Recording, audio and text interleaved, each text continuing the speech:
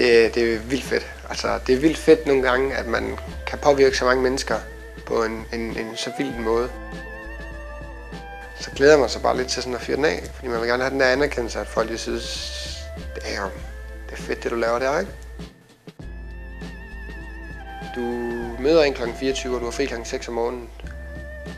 Og mit game, altså der kan du ikke snyde. Du kan smile nok så meget, men hvis du ikke har energien og humøret til det, så vil det også afspejle dig i din mix og den måde, du spiller på musikmæssigt.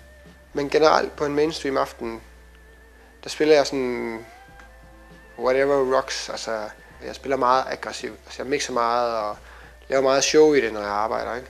I aften skal jeg på arbejde. Jeg skal spille på et sted i København, der hedder Lux. Gæsterne kommer fra kl. 11 til mellem kl. 2 og kl. 3. Den første time, der kommer folk lidt ind og får noget drik og hygger og sådan lidt.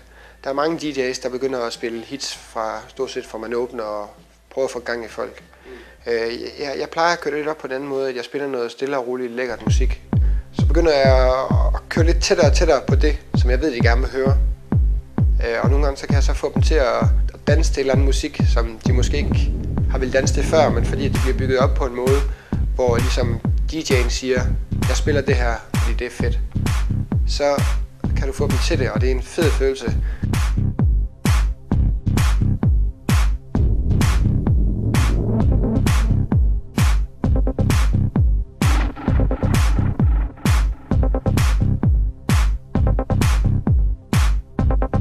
Så kan du bare få en eller anden gangster, der står over i et hjørne og spiller rigtig farlig til at ligge til hovedet til et eller andet tøsenummer eller gammel 80'er nummer eller whatever, fordi han bare har blevet lidt ind i en stemning, som han bliver grebet af.